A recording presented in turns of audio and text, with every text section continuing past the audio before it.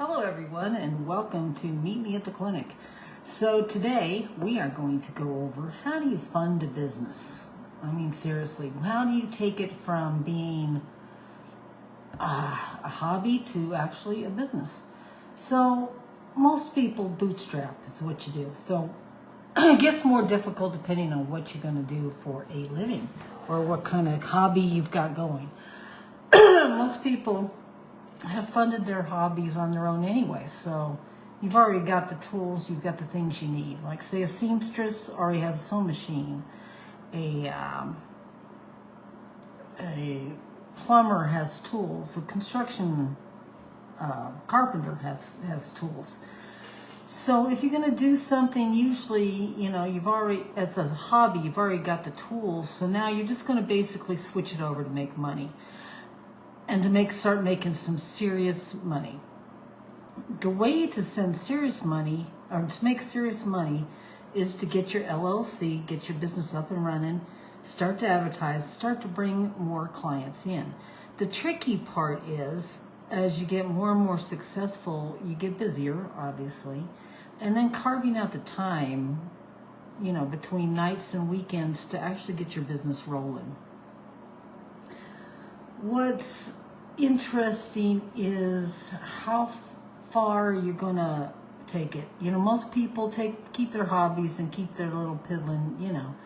I have friends who maybe sell some cupcakes once in a while, or sell a brisket here and there, or they sell a quart of firewood because they've it's fall, they get wood for their house, they get a couple extra to sell. That's great. That's still hobby income, is still wonderful, but when you want to make that transition is when you've got to kind of change your mindset and think, is this possible?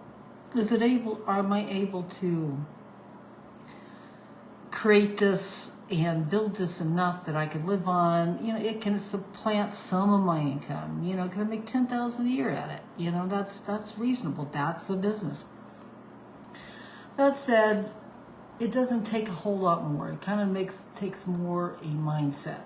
Am I ready to do this? Am I ready to jump out there and give up the regular paycheck? Because you will find, as your hobby takes over your business, you're going to be spending much more time on the business than you ever did at work.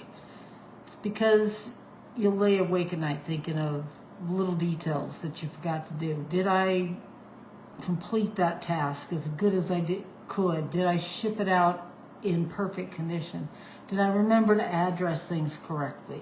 Just all the little details. Did I email somebody? Did I answer the customer?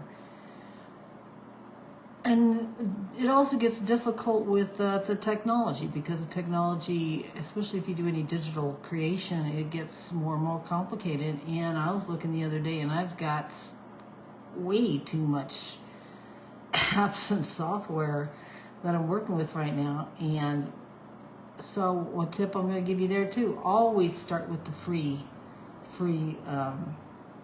version of every software, because a lot of these softwares do a lot of the same type of things, so you don't want to be paying for more than you need to. So stick on the free ones. If it becomes something you can't live without, then by all means go for that.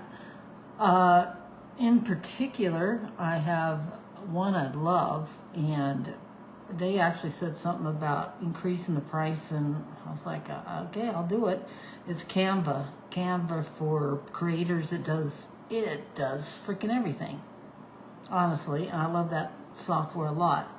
So I'm willing to pay for that one. But, you see all the bright new shiny things. Oh, this one could do this for you. This one could do that. But, $20-$30 a month or more, it starts to really add up. So be judicious with it, because you don't want to spend hundreds of hours of your time and your profits making money just to feed your software habit, essentially, because a tool's a tool.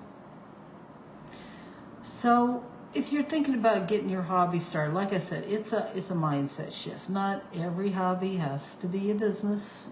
Not every business is a hobby.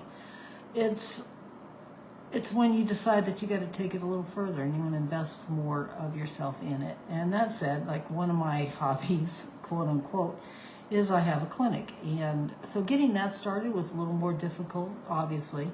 What I did find out was super, super interesting to me was that in the state of Idaho, there is no specific license for a medical clinic. The provider has to be licensed and insured, obviously. And you have to insure your building and business for, whatever, liability. But there's no business license for, like, say, I went to the state, called the state and talked to them directly because I was a little flabbergasted by that, but it's fact. So check with your states and see what the rules are. I mean, one of the questions comes up sometimes too is, let's say you're a phenomenal baker and you've been selling at the farmers markets, starting to sell a few things here and there, and people are just going, oh my gosh, I just can't live without your creme brulee or whatever it is. So you want to take it and you're thinking, I'm going to legalize this. Maybe I'm going to go do a food truck, That's the next step. And then after that, I want to do a restaurant. So what are the licenses? So here again, you need to talk to your county in particular. Generally, your county's the one that's going to help you out with that. So say, hey, I want to start with a simple thing. Say I want to sell baked goods at the farmer's market. Is there anything I got to do for that? In our state, there's no. I mean, you're just a person selling some stuff. And I believe even, the people you see on the sidewalk selling corn and vegetables and stuff, I think that they turn a blind eye on as well. Certain cities, though, nope, you got to have a license. So check with your local chamber of commerce or agencies. Those are the people you got to get in touch with, because you got to follow the rules. Don't follow the rules, you're sunk. You just wasted a lot of time. Well, we don't want to do that. We don't want to waste time or money. So check with your local licensure with whatever you're considering, and do that early, because why not? It's just a FYI for yourself. Is it possible that this could be something if I was totally engaged in it? If the hoops are too high, there you go. And only you can decide that, because it's your business. You say to yourself, okay, the bar's set pretty low, I could do that, and then start figuring how you can get in. Another way, like say if you are thinking of doing a restaurant, they've got ghost kitchens now. So you can actually sell your food without owning a restaurant. So like if you were looking at that angle, from a business standpoint, maybe you don't want a restaurant, but you want to sell your food. You don't want to be the face of the restaurant. You don't want to be Bobby Flay or Gordon Ramsay. Good for you. It's a lot cheaper that way to get started. So give me a call. I'd love to talk about your business ideas and how you can get them implemented. Excuse me for my language. Contact me at nursing360.net. If you're not aware, we do have a promotion going on right now. You can get a free initial consultation. We could talk like this, me and you. We'll talk about what you're working on, what you're thinking about working on. We also are offering for our subscribers free website building. We'll give you a free website with maintenance.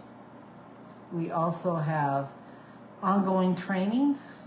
We have a community of nurses getting together to talk about funding and business-related topics. And we're here to help you. So give me a holler. You can just email me, drop me a question, drop me a line, I'll answer you. Nursing360.net. My name's Wendy Swope, and I'll meet you next week at our clinic. Bye-bye. Have a great week.